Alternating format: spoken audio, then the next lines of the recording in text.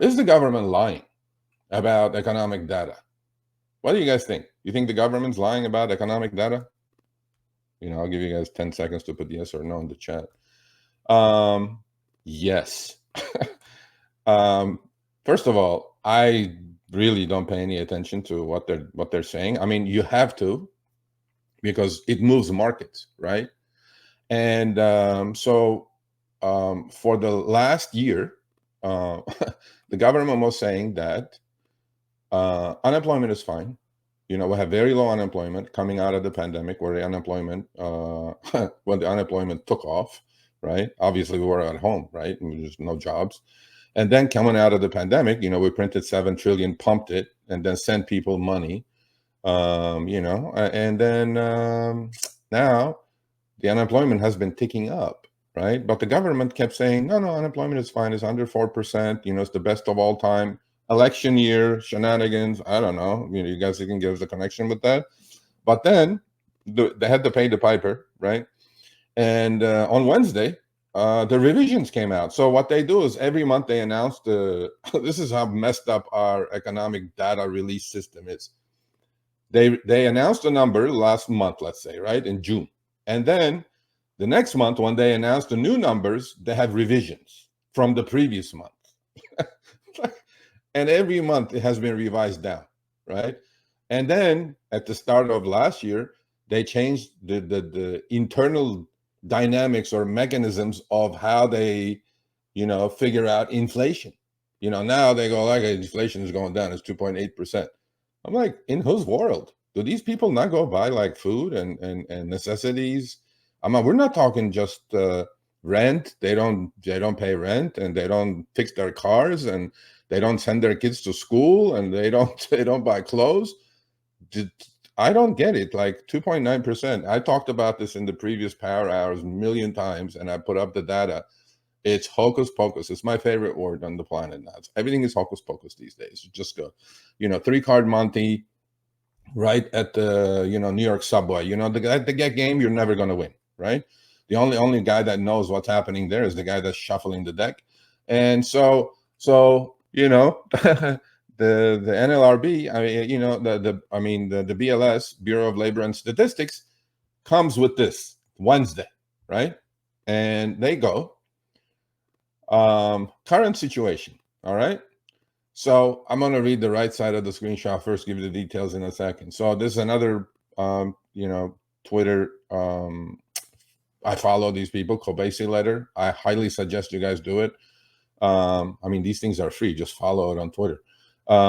It's the same cycle every time. All right, let's get this. Let's see what kind of cycle we're talking about here.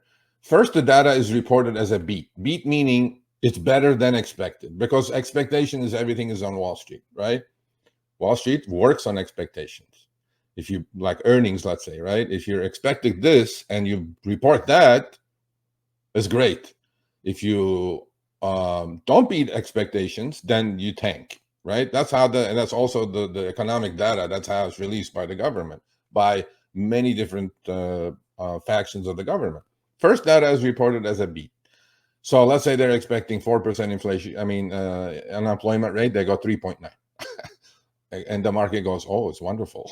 Okay, let's go. Let's, hit the buy buttons, and then everything is fine until next month. First data is reported as a beat. Then it's revised lower when everyone is focused on the next month's data, just like I said. So 1 month they put the data out. The next month when they're putting the data, oh, by the way, last month we were not correct. We have to revise it. But then nobody pays attention, and the market has moved up another 5% in that month. So they keep like inflating this bubble. Not that I'm saying the market's in a bubble. You guys know about my negative bias for the last, 6 months now. So we pointed out this for years now. I absolutely have. I have done in my own friend circle. I go like, how do you know this stuff? I go like, well, I just read a lot, and then I just, read the tea leaves and make sense out of things, or try to make sense out of it, because I don't think the government's truthful. Plus, I come from the Middle East. Okay, I was born in the Middle East. Do you all think I believe the government? The governments that I lived under until I was like 15 years old?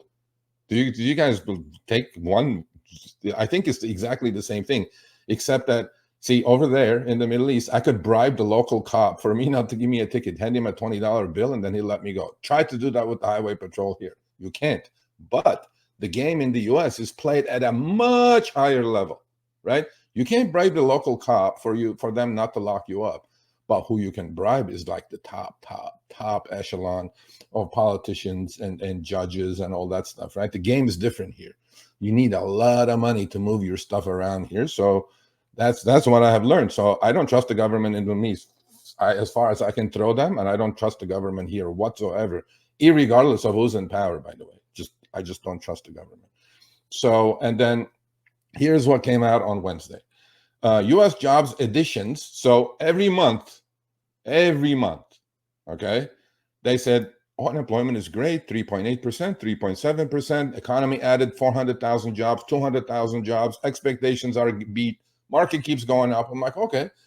And on Wednesday, they couldn't lie anymore. They said U.S. job additions revised lower by 818,000.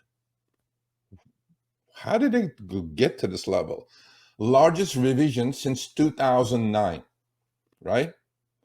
How is that possible? How do you miscount 818,000 human beings as employed? And then the next month you go, oh, hold on. we miscounted. We just kind of had 818,000 people disappear in our shuffle. The shuffle, the three-card Monty, the card shuffle.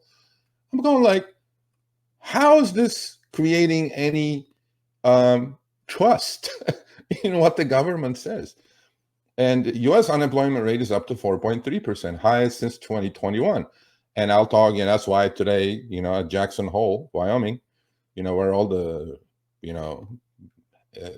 data heads are meeting, including Jay Powell of the Federal Reserve, he had that ambiguous speech. Oh, we're going to follow data, but he definitely is setting up for interest rate cuts now. And then I'll talk about that shortly, what it may mean to you all.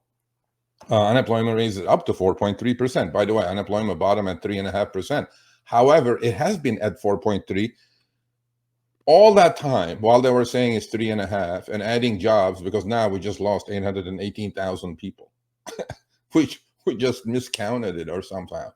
5 out of the last 6 job reports have now been revised lower. Do you see what the game is now? You announce the numbers, it beats, everything is good, because look, the Federal Reserve more than anybody needs the stock market to go up and stay up. Why? Because 50% of our tax receipts come from stock sales. Okay, so when a Jeff Bezos sells $5 billion in stock, which he did at Amazon, he nailed the top on Amazon at $200 a share. He literally sold $5 billion worth of shares. Well, even he has to pay at least $1 billion in taxes on that long-term capital gains tax, right? So that's where the money is coming from, to the coffers of the Federal Reserve. That's where the money is going. It's not because GDP is growing. It's not because people are paying more taxes. A record number of Americans are now working multiple jobs. Well, I know that from my other channel, because how do I know that? Uber, every earnings call that I listened to, they said from last year over year, active drivers on their platforms is at 7.5 million now globally. It's a global number. Okay. Last year, this time, 5 million. That's a 50% increase. 50. You all wonder why you're not making money driving Uber and in the gig economy? It's exactly because of that. Now, I'm not even counting the illegals that are driving with fake IDs and stuff. We're just talking active drivers on their platform. This is just Uber. Figure out all the other gig companies, right?